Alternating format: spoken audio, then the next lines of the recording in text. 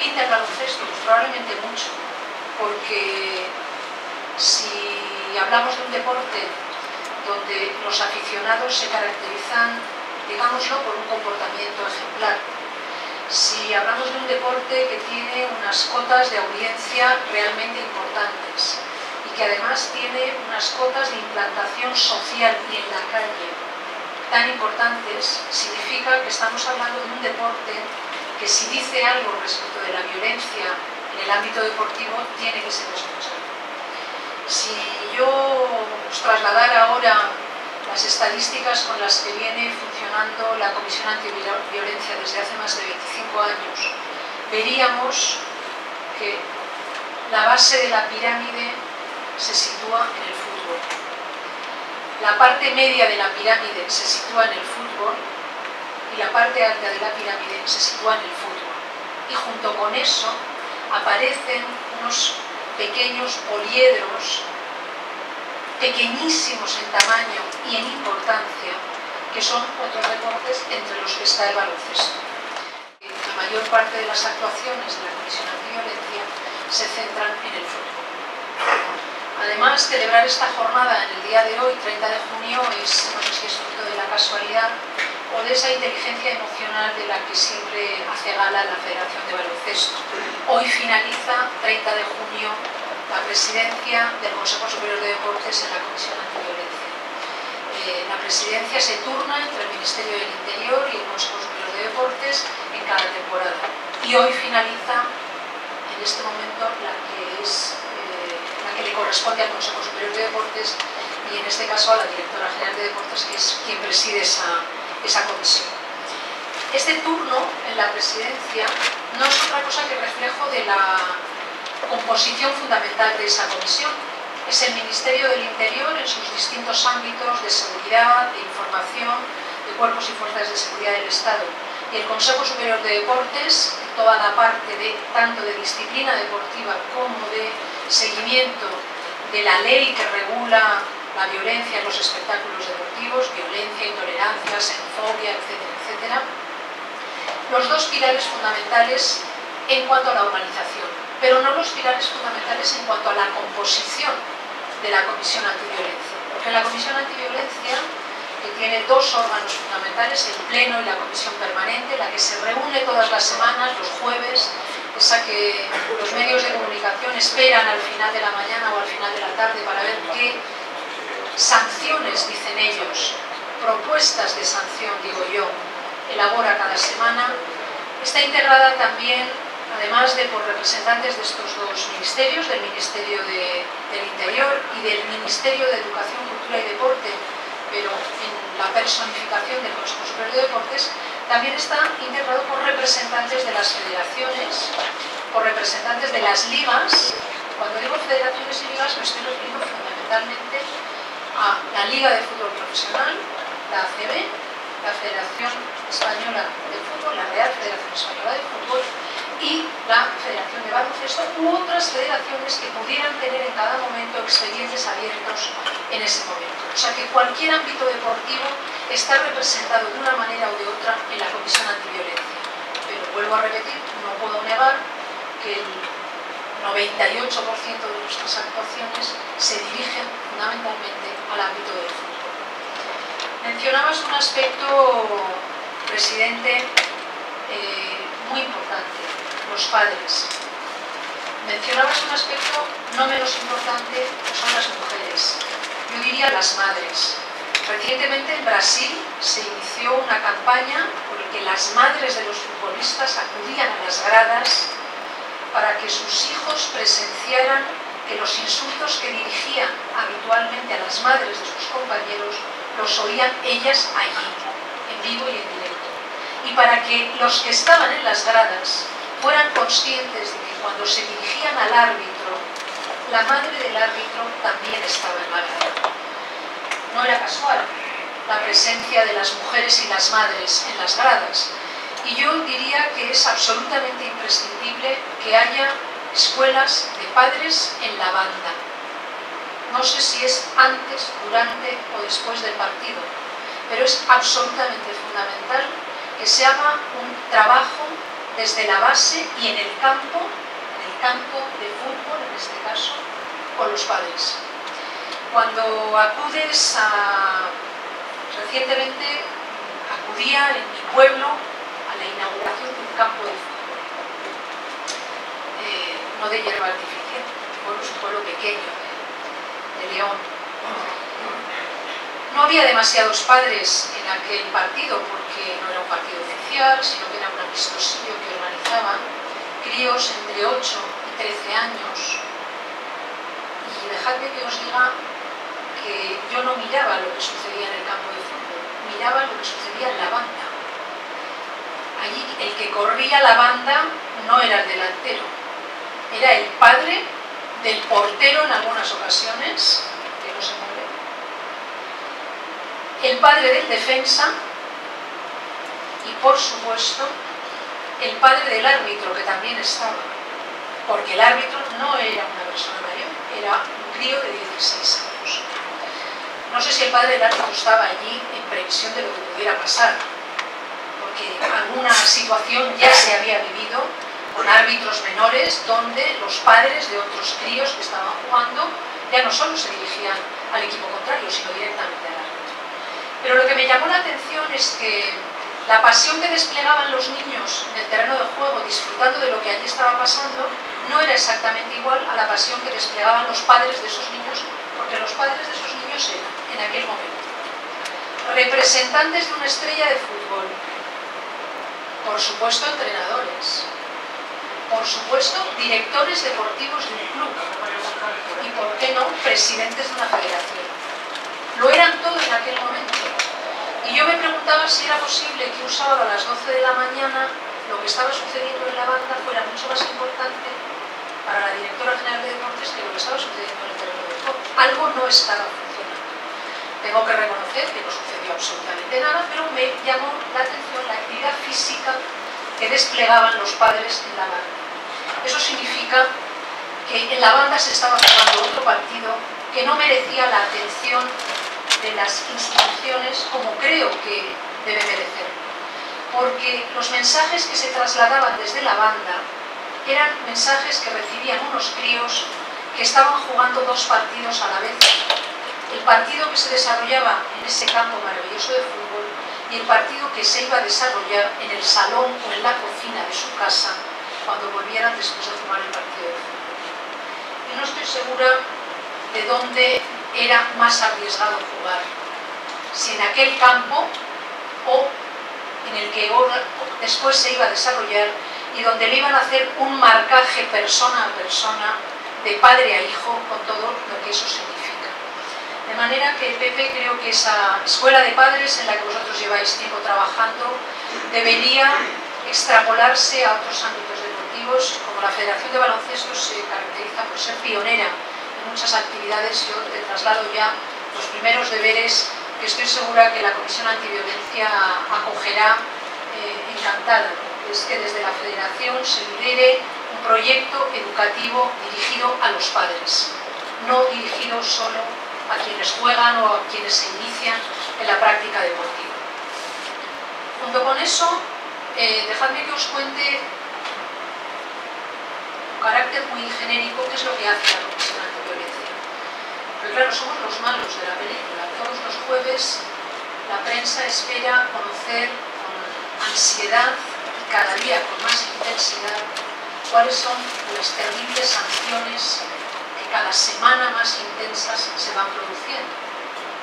Y además saber si se van a ejecutar al día siguiente, si el campo se va a cerrar inmediatamente, si la grada por primera vez va a ser cerrada porque se han producido insultos machistas en un campo de fútbol, un partido de bádminton o porque se ha producido una pitada descomunal al himno de España. Bueno, pues esta Comisión Antiviolencia viene funcionando desde hace más de 25 años y ha venido funcionando prácticamente con los mismos criterios desde el inicio, porque son los criterios que establece la ley, no son los criterios que ni los medios de comunicación, ni la presión mediática, ni las actuaciones concretas de los árbitros, de los jugadores, de los presidentes de los clubes realizan, sino que es una comisión que actúa conforme a lo que señala una ley que también lo digo, necesita alguna actualización. Es una ley viva que se nutre no solo del texto que aparece en la ley, sino de la propia experiencia que las actuaciones de la Comisión Antiviolencia vienen realizando semana a semana, es lo que se llama el precedente administrativo, y también se nutre de las mejoras que todos aquellos agentes del deporte aportan con cada una de sus actuaciones. Y esos agentes del deporte son los deportistas, en primer lugar, son los responsables federativos y también son los representantes de cada uno de los estamentos que participan en la organización del deporte. Y esos estamentos pasan por los entrenadores, pasan por los árbitros, pasan por los jugadores, y yo creo que debería haber un nuevo estamento que es el de los aficionados. No para que se organice estamentalmente, que tengo que confesar que esta división de estamentos en el deporte a mí me suena a épocas muy pasadas en el ámbito de la organización administrativa, cuando había estamentos que eran los que votaban de distinta manera en función de la representación y representatividad que el señor feudal quisiera darles en cada momento. O sea que fijaros, si viene de lejos el nombre estamento. ¿Por qué los aficionados? Pues porque los aficionados en muchas ocasiones son los principales destinatarios anónimos y desconocidos de las actuaciones de la Comisión Antiviolencia, lo cual es llamativo en sí mismo, porque el ordenamiento jurídico actúa, sobre todo el ordenamiento jurídico sancionador, frente a personas o instituciones que tienen nombre y apellidos y que son identificables. Esa es probablemente la regla básica de nuestro derecho sancionador, tanto el derecho sancionador penal como el derecho sancionador administrativo.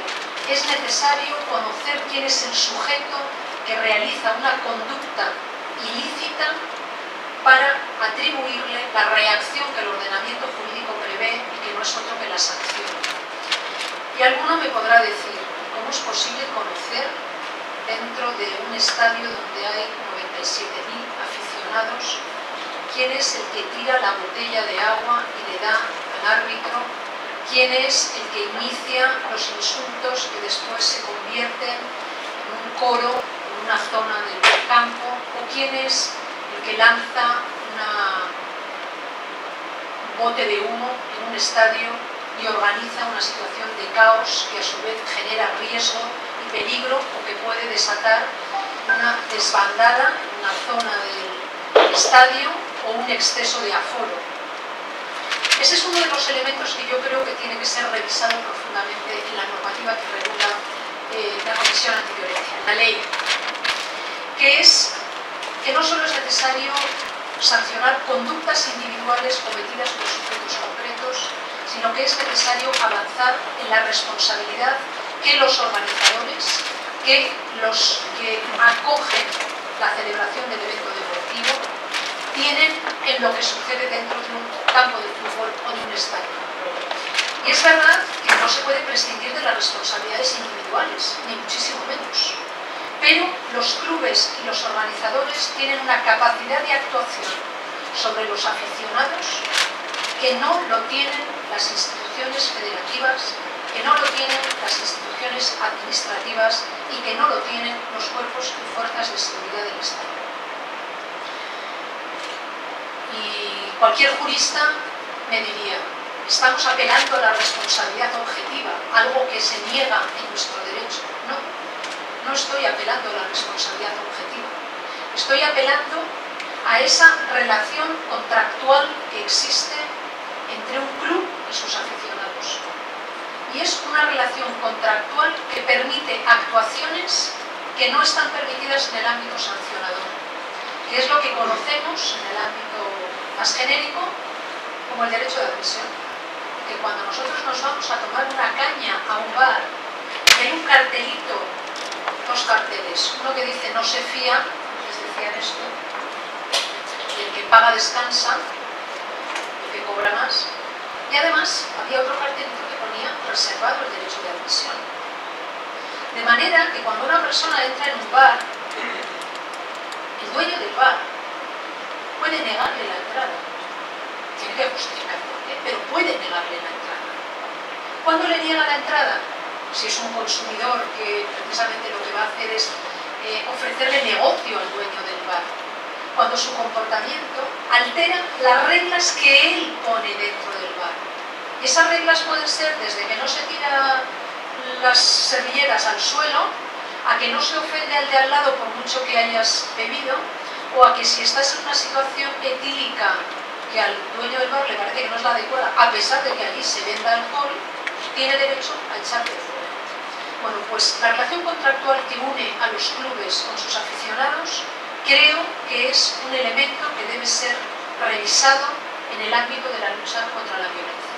Y en ese sentido tengo que decir que los clubes de fútbol están adoptando medidas realmente importantes, ciertamente difíciles, no lo voy a negar, porque ahora hablaremos de quiénes son esos aficionados que acuden a los campos de fútbol. Pero es necesario que las federaciones, las instituciones públicas y el público en general ayude a que los clubes puedan adoptar estas medidas. Si no se sienten refrendados por ellos, se van a sentir solos frente a un grupo pequeño, pero muy ruidoso y peligroso de ultras que van a intentar en todos los momentos y a través de todos los medios a su alcance de evitar que los clubes de fútbol impidan la entrada de esos aficionados que no son aficionados. Yo creo que hay que reivindicar la denominación de aficionados, de fans, y separarlo radicalmente de la terminología de ultras o radicales. Creo que también la terminología es importante, porque cuanto más aislemos a aquellos que no deben formar parte de la afición de ningún deporte, más aislados se sentirán ellos, también para que sus conductas que habitualmente se desarrollan en el anonimato de la masa no se produzcan dentro de los campos de fútbol ni fuera, también hablaremos de fuera. Esto significa que debemos apoyar aquellas medidas que adoptan los clubes, y tengo que decir que fundamentalmente los clubes de fútbol, para evitar que estas personas entren en los estadios.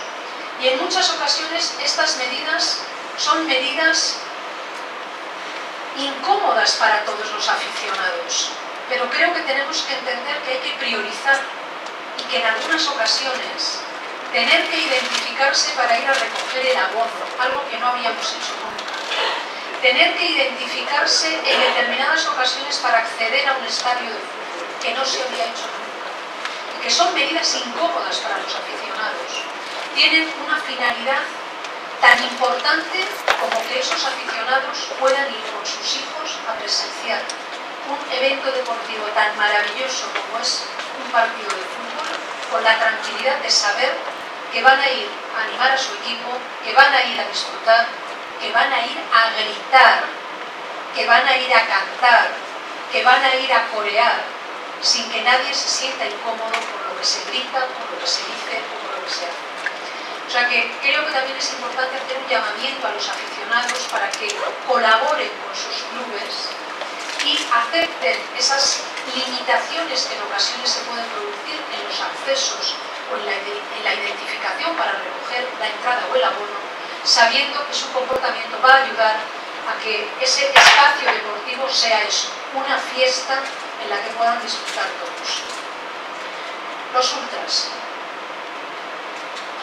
Yo creo que durante mucho tiempo se ha hecho gala de que es el ultra, porque era el más de lo más de los forofos y los aficionados.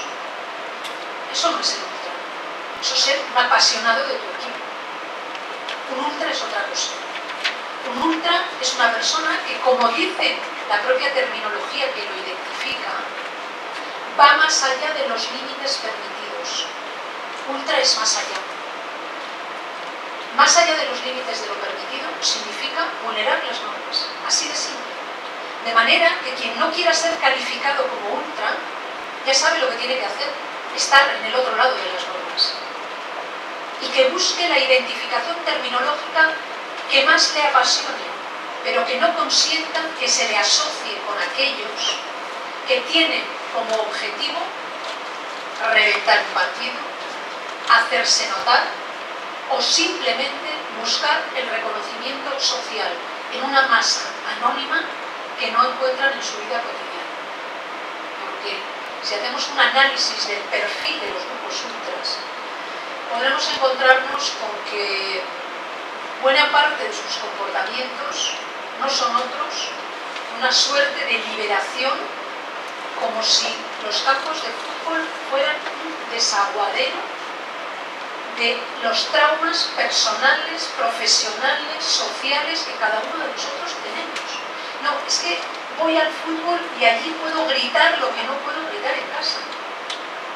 Y la pregunta es, ¿qué es lo que tienes que gritar en casa que no puedes hacerlo y necesitas un campo de fútbol para hacerlo? Con esto no estoy diciendo que nadie vaya, como he leído en algunos medios de comunicación, ni al teatro, ni a la ópera, ni a misa, no, ni al colegio, no. Uno va a disfrutar de un evento deportivo que es apasionado por sí mismo y donde casi todos los que vamos a los eventos deportivos tomamos partido por uno de los que juegan, lo cual en sí mismo no es malo ni bueno, es simplemente una manifestación de apasionamiento como el que tenemos cuando vamos a un concierto o el apasionamiento que tenemos cuando somos capaces de disfrutar viendo que nuestros hijos hacen algo que a nosotros nos hubiera gustado hacer.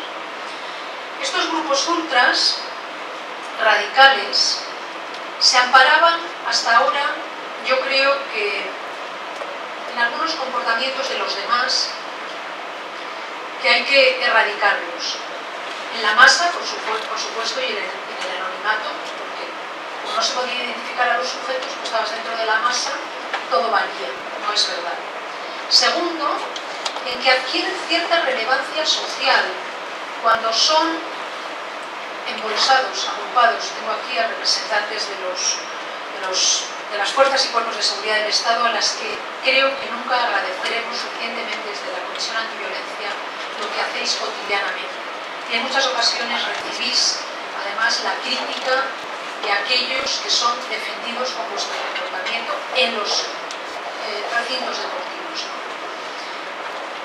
En muchas ocasiones creo que tenéis que elegir entre la seguridad de todos los que están allí y proteger que se desarrolle la competición deportiva en un ámbito de normalidad. Y para ello tenéis que adoptar medidas que a los que lo vemos de fuera nos llaman la atención, que es cuando vemos cómo la policía escolta a los grupos radicales encapuchados con símbolos identificativos que son radicales. Y en alguna ocasión lo hemos hablado, es el mundo al revés, es los cuerpos y fuerzas de seguridad del Estado protegiendo a aquellos sujetos, protegiendo aparentemente a aquellos sujetos de los que nosotros queremos vernos protegidos. Y la razón es otra muy distinta. En un espectáculo de masas donde hay 60.000 personas en un estadio, es mucho más importante aislar a aquellos que pueden provocar una situación de riesgo que dejarlos que campen a sus anchas y por sus respetos. De manera que creo que tiene que ser entendida esa imagen. Pero esa imagen tenemos que sacarla. Tiene que desaparecer esa imagen. Tenemos que conseguir que estos ultras no entren en los estadios. Y para eso es imprescindible la colaboración de los clubes y de sus presidentes a la cabeza. Y hago un llamamiento en este sentido para que los presidentes de los clubes de fútbol de primera, de segunda división, de regional, preferente, de todos los clubes de fútbol adopten la decisión personalísima y trasladada a su junta directiva de que estos aficionados ultras no entren en los estadios. Luego tendréis un problema de seguridad ciudadana fuera, pero lo resolveréis con otra ley distinta, que no es la ley que trata de proteger el desarrollo de las competiciones deportivas en situación de tranquilidad y normalidad. Además, creo que hay que hacer un llamamiento a los medios de comunicación. Sois colaboradores necesarios en la lucha contra la violencia en el deporte. Y cuando digo colaboradores necesarios, es algo más que aquellos que dan noticia, aquellos juglares que daban noticia de lo que sucedía a muchos kilómetros. Sois mucho más que esos, porque sois una fuente de información fundamental para la Comisión Antiviolencia. Que sepáis que en muchas ocasiones la Comisión Antiviolencia conoce los hechos que se han producido en determinados eventos deportivos, porque los medios de comunicación lo contáis, hay documentos gráficos, hay documentos de audio, y son pruebas suficientes para iniciar un procedimiento.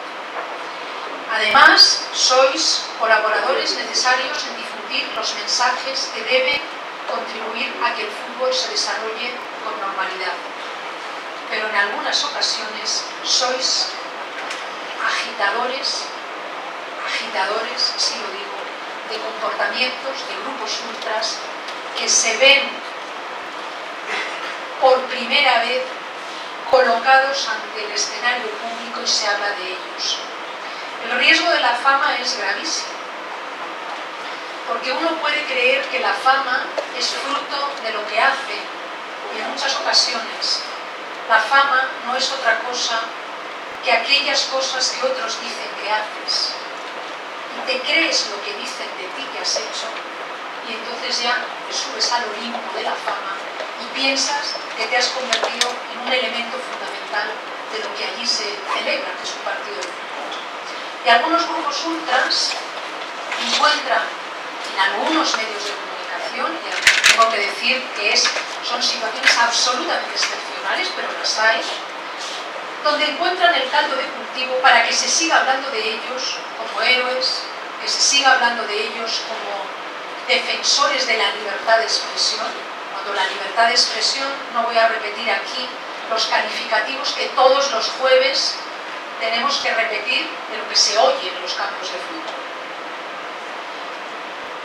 En alguna ocasión, incluso esos medios de comunicación han arengado a que se produjeran o se pudieran producir comportamientos violentos.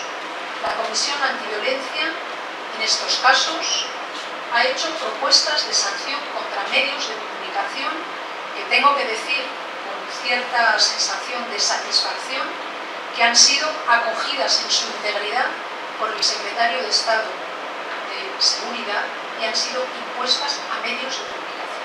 Sanciones muy graves, con importes económicos muy graves, porque lo que se profería desde ellos era insultos a aficiones o a clubes de fútbol que lo único que iban a provocar en el siguiente partido de fútbol era mayor número de comportamientos violentos, intolerantes en aquel partido. Yo os pido a los medios de comunicación que nos ayudéis. No digo que ocultéis lo que sucede, ni muchísimo menos. Sois testigos de lo que pasa y por lo tanto tenéis la obligación profesional de contarlo. Pero os pediría que nos ayudéis a contar las cosas como son y a contar como no deben ser. Creo que un buen periodista debe contar lo que sucede, pero es un líder de opinión, no lo vamos a negar. Y como líder de opinión, yo quiero escuchar su opinión. No quiero escuchar asépticamente que tengo sentado a mi lado a un encapuchado que amenaza de muerte a un presidente de un club y que asépticamente piense que eso es simplemente trasladar la opinión a la opinión pública. Porque una amenaza de muerte no es una opinión, es la comisión de una conducta ilícita. Y creo que eso hay que decirlo. Y por último, y con esto termino, Pepe, yo les pediría a todos aquellos que están en los campos de fútbol, en las canchas de baloncesto, de bádminton, de golf, de rugby, de atletismo, o sea, a los deportistas, que salgan a hablar sobre lo que no quieren oír en un campo de fútbol o en un estadio de cualquier deporte. Sé que es muy complicado porque en muchas ocasiones los grupos radicales se han acercado como radicales aficionados a sus deportistas, buscando en ellos el beneplácito la cercanía, la fotografía, y con ello, aunque ellos no lo quieran, están dando cobertura mediática a grupos radicales que lo único que hacen es hacer daño al deporte al que quieren teóricamente representar. Sé que es muy complicado porque estos grupos radicales, los radicales que lo son, no se andan con chiquitas. Ponen cruces en los jardines de algunos periodistas, los jardines de su casa. Llenan de pintadas las fachadas de los clubes amenazando de muerte a los directivos. O masacran con sus comportamientos en las redes a aquellos deportistas que no hicieron una manifestación pública de apoyo a ese grupo radical cuando ese grupo radical fue sancionado. Sé que es muy complicado, pero esos deportistas son los verdaderos referentes de los aficionados del deporte y son los que, junto con los responsables deportivos de los clubes, pueden hacer cambiar los comportamientos en los espacios deportivos. Yo les pido a ellos que, además de ser héroes del deporte, hagan un esfuerzo adicional para ser referentes en el comportamiento de los aficionados. Y os aseguro que los aficionados sienten tanta pasión por ellos que su mensaje, el mensaje de esos deportistas, será mucho mejor acogido que cualquier eficacia que pueda tener las sanciones o las propuestas de sanciones que hace la Comisión Antiviolencia. Nada más y muchas gracias.